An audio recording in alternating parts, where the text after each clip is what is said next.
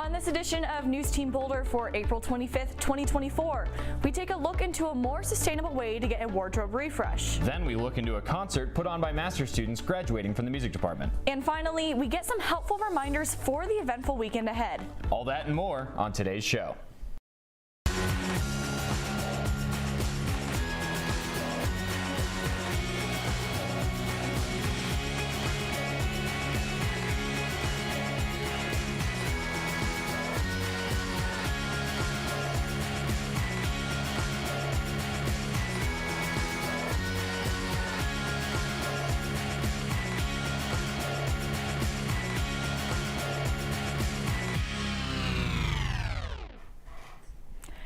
Happy Thursday, Buffs. Thanks for tuning in to the last show of the semester. I'm Elena Humphreys. And I'm Stu Burkhardt. We begin our last show with an update. NewsTeam Boulder previously reported that Xcel was criticized for preemptively shutting off power with too little warning during the windstorm on April 6th. Now details are coming out about Xcel Energy's mismanagement that almost caused raw sewage to flow into Boulder Creek. This caused many problems for local businesses and residents. Boulder's Deputy Utilities Operations Director said that raw sewage was 10 minutes away from overflowing into Boulder Creek. Boulder's Water Resource Recovery Facility is powered by 2 substations. The April 6th power outage was the first time that both substations were down for an extended period of time. Xcel Energy's president was pressed for accountability at a Boulder City Council meeting on the 18th. He stated that Xcel would develop a better plan for communication and infrastructure assessment in the future. A lawsuit against the city of Boulder's camping ban is on pause. The ban allows police officers to ticket unhoused individuals if they are sleeping in public spaces, including sidewalks and near schools. Several nonprofit organizations teamed up and filed a lawsuit against the city. The organizations say the ban is cruel and unusual punishment for individuals who have nowhere to sleep but public spaces. A similar case from Oregon is awaiting a decision from the U.S. Supreme Court. The Supreme Court judges are debating whether camping bans are constitutional. The Boulder County Judge Robert Auer Gunning has decided to halt both sides of the lawsuit until the Oregon case has come to a close. He says the decision from the Supreme Court will likely decide Boulder's lawsuit. CU is seeing an influx of women majoring in engineering, making it one of the top schools in the nation for women engineers. The 2023 freshman engineering class was about 41% women. This is more than ever before. However, this number contrasts the national percentage of women currently employed in an engineering-related job. Women make up 17% of the engineering and architecture field, but women outnumber the men working within biomedical and environmental engineering. The university has various clubs, including the Society of Women Engineers, that help create community and aim to lessen the disparity in a male-dominated field. Coming up after the break, we'll find out how your cardigan can be cardigan. And we'll learn about a group of students who won $100,000 for their business venture.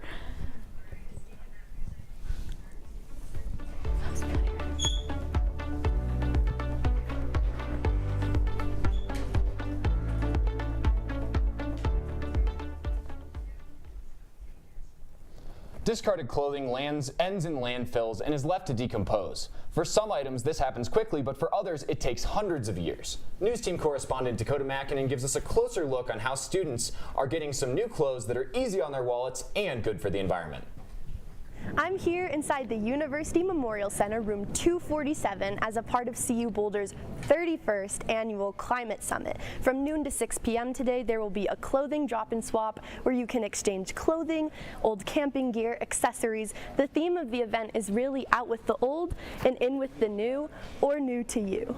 Basically, I'll pull this table down. Ari Moscone, the Environmental Center's Zero Waste Outreach Coordinator, has been spearheading these drop-in swap events. My goal was to start to have more frequent swaps and have more opportunities for students to have a free option to get things that they need rather than having to go out and buy it. We're also tracking the weight of how many clothes we get in. At today's swap alone, the Environmental Center received about 1,000 pounds of donated items. These students are doing their part in extending the lifespan of previously owned clothing items.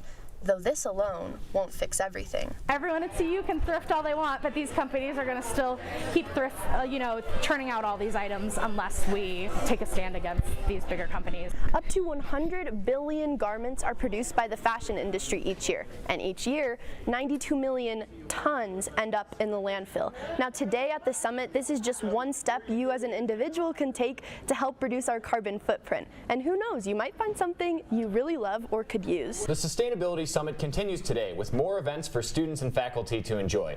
From plastics to sustainability in the classroom, programming can be found on the CU Environmental Center's website. Another group of students on campus is tackling food waste. As part of the New Venture Challenge, teams of CU students created business ideas. One of the teams took home $100,000 to develop the concept further.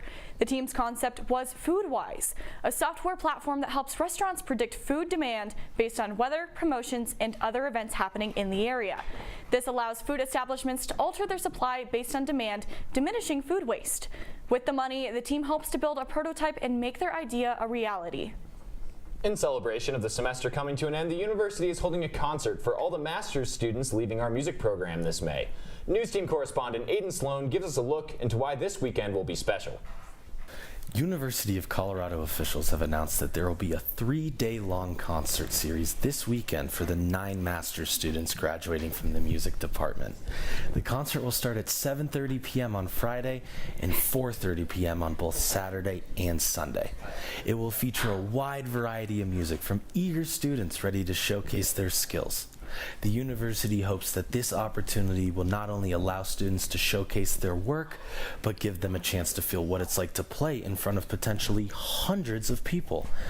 The 9 events will be spread out between the Grusin Music Hall, the Chamber Hall, and the Ensemble Hall, which are all in the IMIG Music Building. So be sure to check out colorado.edu/music to confirm what student performances you want to see and where they will be located. Get out and show support to our fellow students, buffs. You never know. They might just be the next big thing. Aiden Sloan, NewsTeam Boulder. Again, the concerts will be held Friday, Saturday, and Sunday, so be sure to stop by and support our fellow buffs before they start their professional careers. For any further information, be sure to check out colorado.edu/music.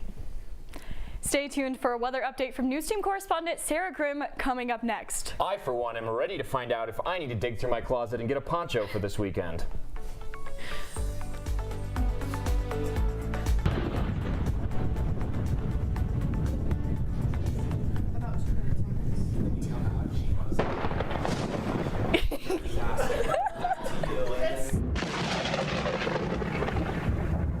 Good morning, buffs, and welcome back to NewsTeam Boulder. I'm Sarah Grimm with your final weekly weather report of the semester. Although this week has been sunny and nice, things are looking to change a bit this weekend. So make sure you take advantage of the sunny and warm weather today and tomorrow. As you can see, tomorrow we are looking at a chance of rain, but those warmer temperatures are still in effect. Saturday is where things take a bit of a turn with a high of 44 degrees and a 100% chance of rain. If you're planning on going to the spring football game, make sure to layer and bring an umbrella or rain jacket. Sunday will be a little bit warmer with a high of 58 degrees and a low of 41 degrees. Monday, the sun will be back out with a high of 68 degrees, and it will continue to get warmer the rest of the week and into May.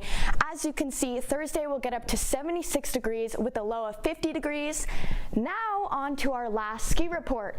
There is still some opportunity to get some spring skiing in, although Eldora, Echo Mountain, Keystone, and Vail are closed for the season. Arapahoe Basin is still open with 62 inches of spring snow and all lifts open. Loveland has 59 inches of machined group powder and 7 out of 10 lifts open.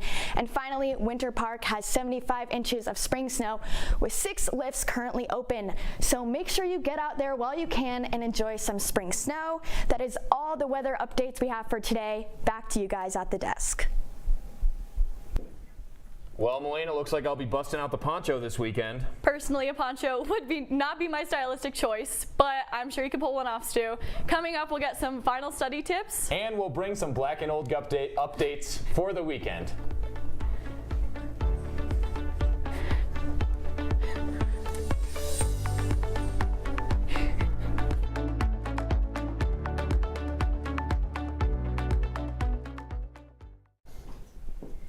The last day of classes is next Thursday, May 2nd. This means final projects are in the works, exams are coming up quick, and stress levels are at an all-time high. NewsTeam's Madeline Heath is here to share a couple tips to help us stay calm during such a chaotic time of the year. With finals just around the corner, that also means stress is too, but not to worry because there are several things you can incorporate into your daily routine to be prepared both mentally and physically. First, get some good quality sleep for a minimum of 8 hours. Otherwise, a vicious cycle is created. Less sleep causes trouble remembering material, leading to anxiety and resulting in less sleep. Also, take an intentional study break to refresh your brain while also increasing your energy and productivity. You could exercise, take a power nap, or make a yummy snack. And speaking of snacks, when studying for finals, incorporate brain-stimulating foods into your diet, like nuts, berries, chocolate, and veggies. I know I'm going to make homemade trail mix. And last, do not be afraid to experiment with different study methods for different classes. Sometimes reading notes aloud works better for one class, while making flashcards works better for the next. Whatever it may be, do not procrastinate studying. Good luck on your finals, buffs, and take care of yourselves. Back to you at the desk. Thanks, Maddie. The last day of finals exams is Wednesday, May 8th, so good luck, Buffs. Yes, take care of yourself during finals and this weekend at the spring football game. The black and gold game begins at 1 p.m. on Saturday, but the festivities begin this evening. The Prime's Got Talent show is at 7 p.m. Students will get the chance to win cash prizes. Then Lil Wayne is performing at the CU Events Center beginning at 6 p.m. When attending any of these events, remember to be respectful and safe. CU recommends students drink safely and know their limits. With that, our show has come to an end. Thank you to all the students behind the scenes, the director, technical director, producer, prompter, audio, and everyone in between. But most importantly, thank you to our Professor Paul, who's given us his unwavering guidance and encouragement to each and every one of us. News Team would be impossible without you. Yes, thank you to everyone and to Paul for their hard work. It was a great semester, and to the class of 2024, congratulations and thank you for joining us today. Have a great summer.